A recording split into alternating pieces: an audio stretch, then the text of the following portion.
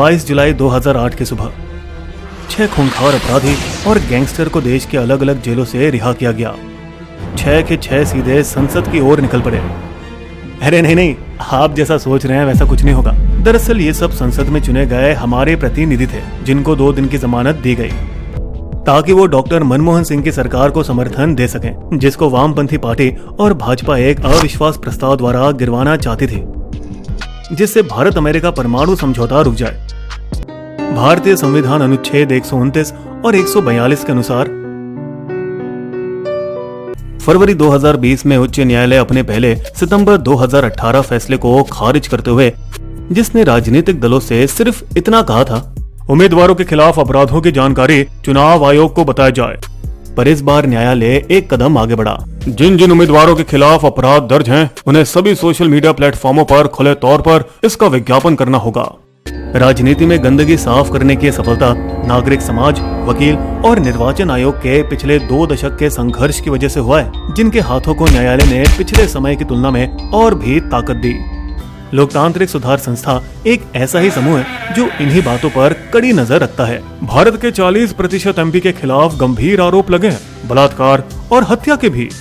ARD के 2019 अध्ययन के अनुसार भारत में जो संभवतः 4,896 एमपी और एमएलए चुने जा सकते हैं, उनमें से 2,105 पर या 43% के खिलाफ आपराधिक मामले दर्ज हैं, 15 साल पहले से 2 गुना। महाराष्ट्र परिषद में 62% विधायक आपराधिक आरोपों का सामना कर रहे हैं। पश्चिम बंगाल 37%, उत्तर प्रदेश 36% और तमिलनाडु 34%। लेखक मिलन वैष्णव अपनी किताब अपराध के फायदे में लिखते हैं, आपातकाल के दौरान कांग्रेस पार्टी में अंदरूनी राजनीति को खत्म किया गया और सिर्फ इंदिरा गांधी से वफादारी की अहमियत रही। तब उनके बेटे संजय गांधी ने अपने गुंडों और राज्य के कार्यकारी का गैर फायदा उठाते हुए नसबंदी में जबरदस्ती की। ये संजय कल्चर ने कांग्रेस की कमान गुंडों और ठगों के हाथ में थमा दी। बिहार के जाने माने गैंगस्टर अशोक सम्राट, जो 1994 के पुलिस एनकाउंटर में मारे गए, उन्होंने अपनी सोच की धारा बताई। नेता हमारा इस्तेमाल बूथ कैप्चरिंग और कमजोर वर्ग को डराने धमकाने के लिए करते हैं, लेकिन चुनावों के बाद उन्हें तो समाज में सम्मान मिला, सत्ता मिली, हमें क्या मिला? वैसे ही अपराधी जैसा सलूक। इसलिए हम भी नेता बनने निकले।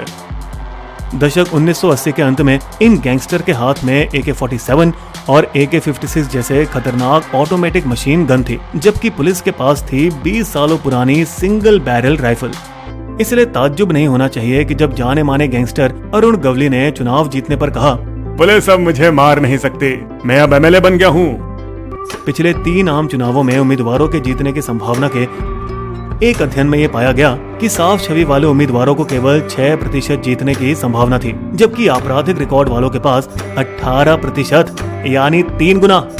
ये बात और साफ हुई जब बैंडिट क्वीन फूलन देवी 1996 और 1999 में 2 बार मिर्जापुर लोकसभा से समाजवादी पार्टी के टिकट पर संसदीय चुनाव जीत गई। फूलन देवी की इस राजनीतिक सफलता ने बांध में जैसे जलद्वार खोल दिए। जिस श्रृंखला की सबसे नई है 2019 लोकसभा चुनाव की विजेता आतंकी आरोपी साध्वी प्रज्ञा सिंह, जिन्होंने मध्य प्रदेश के पूर्व मुख्यमंत्री दिग्विजय सिंह को 3.5 लाख मतों से हराया। सामाजिक कार्यकर्ता और सुप्रीम कोर्ट की वरिष्ठ महिला वकील लिली थॉमस की याचिका की सुनवाई में सर्वश्रेष्ठ न्यायालय ने जुलाई 2013 में जन प्रतिनिधित्व कानून 1951 की धारा 8(4) को रद्द किया, जिसके तहत अदालत से अपराधी ठहराए गए विधायक को 3 महीने की मोहलत दी जाती थी ताकि वो एक उच्च कोर्ट से स्टे ऑर्डर ले आए और अपने पद पर बने रहे। अब इन्होंने ये दरवाजा भी बंद कर दिया। कोई भी सांसद या विधायक अगर निचली अदालत में दोषी ठहराया जाए तो वो तुरंत ही अपने पद पर अयोग्य हो जाएगा। एक बार फिर डॉक्टर मनमोहन सिंह की कांग्रेसी सरकार ने ही कानून की धज्जियां उड़ाने की देखी। एक अल्पसंख्यक सरकार होने के नाते वे गठबंधन सहयोगी दलों पर निर्भर थे, जिनमें से कई नेताओं पर आपराधिक कार्यवाही जारी थी। देश के हित को दरकिनार करते हुए सिर्फ अपने शासन को बचाने की कोशिश में कांग्रेस पार्टी ने एक अध्यादेश निकाला, जिससे उच्च न्यायालय के फैसले को दबाया जा सके। उस अध्यादेश के समर्थन में एक प्रेस कॉन्फ्रेंस में अचानक टपके राहुल गांधी बिना बताए। शायद इस शांत इंसान को आम जनता ने कभी इतना क्रोधित देखा होगा। यह अध्यादेश बकवास है, इसे फाड़ के फेंक देना चाहिए। और मजबूरन डॉक्टर मनमोहन सिंह को इसे तुरंत वापस लेना पड़ा। विडंबना से पहले नेता कांग्रेसी रशीद मसूद थे, जिन्हें इस नए कानून की वजह से अपनी कुर्सी गंवानी पड़ी जब त्रिपुरा मेडिकल कॉलेज की सीटों को गैर कानूनी तरीके से बेचने के घोटाले में अदालत ने उन्हें दोषी ठहराया। डॉक्टर मनमोहन सिंह के दूसरे कार्यकाल में घोटाले पर घोटाले बाहर निकले। तब सामाजिक कार्यकर्ता अन्ना हजारे और उनके चेले अरविंद केजरीवाल सड़क पर आ उतरे और शासन से जवाबदेही की मांग के आंदोलन में निकल पड़े। लोकपाल विधेयक में इतनी शक्ति दी जानी चाहिए कि प्रधानमंत्री भी उसके दायरे में हो। महाराष्ट्र लोकायुक्त को मिले 23,718 शिकायतों में से केवल 664 मामलों में ही कार्यवाही चलाने की सिफारिश थी, जिससे वो बिना दांत के शेर साबित हुए। लोकपाल आंदोलन का सबसे ज्यादा फायदा मिला अरविंद केजरीवाल को, जो अपनी साफ सुथरी छवि की ताकत पर लगातार 3 बार दिल्ली के मुख्यमंत्री बने। अब 2020 में सुप्रीम कोर्ट एक बार फिर से सक्रिय कार्यकर्ता की भूमिका निभा रही है। राजनीतिक दलों को अपने चुनाव उम्मीदवारों के खिलाफ दर्ज किए गए अपराध का प्रचार करना अनिवार्य है। प्रचार उम्मीदवार चुने जाने के 48 घंटों में होना चाहिए या कम से कम चुनाव के 2 सप्ताह पहले। ऐसा न करने पर चुनाव आयोग कार्रवाई करेगी और अदालत का अपमान करने की सजा भुगतनी होगी। अब आप मतदाता का कोई बहाना नहीं होना चाहिए कि उम्मीदवार के इस पहलू की उन्हें कोई जानकारी नहीं थी। नेता अपने बचाव में ये जरूर कहेंगे, ये आरोप झूठे हैं, और पद अपने दायरे में रखने के लिए अपने किसी परिवार के सदस्य को सत्ता देकर खुद कुर्सी के पीछे हुक्म चलाने की कोशिश करेंगे।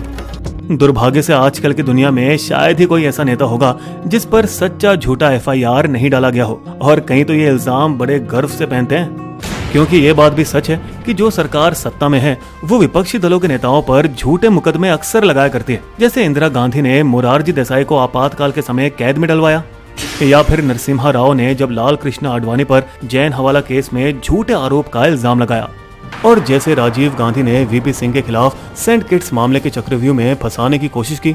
पर नेता खुद को संभाल सकते हैं और इनमें से 2 आगे जाकर भारत के प्रधानमंत्री बने और तीसरे बस थोड़े ही उसे चूक गए। लेकिन आम आदमी का क्या, जो इन भ्रष्ट नेताओं के हवस का शिकार बनते हैं, हत्या, बलात्कार, डकैती, भ्रष्टाचार या आतंकवाद का शिकार। ऐसे लोगों को जिन पर संगीन जुर्म के आरोप लगे हों, उन्हें हर हालत में वोट नहीं देना चाहिए, चाहे वो किसी भी पार्टी के हों। पर अफसोस कि पिछला कदम राजनीति को साफ करने की कोशिशों में नाकाम रहा। आज की तारीख में हर एक राजनीतिक पार्टी में कई नेता हैं जिनके खिलाफ कानूनी मामले दर्ज हैं।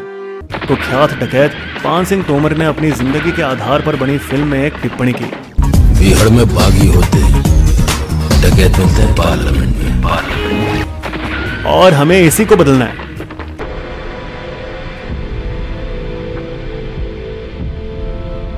बिस्बो की शायरी, आपराधिक तत्वों का है राजनीति में जोर, नहीं कोई भी दल बचा, घुसे हुए सब ओर। बने कड़क कानून अब, राजनीति हो साफ, अपराधी नेताओं को ना जनता करे माफ। अगर आपको हमारी वीडियो पसंद आई तो सब्सक्राइब करें हमारे YouTube चैनल को और पेज पर बने बेल आइकन को क्लिक जरूर कीजिएगा, ताकि आपको हमारे लेटेस्ट वीडियो की जानकारी आसानी से मिल सके। धन्यवाद।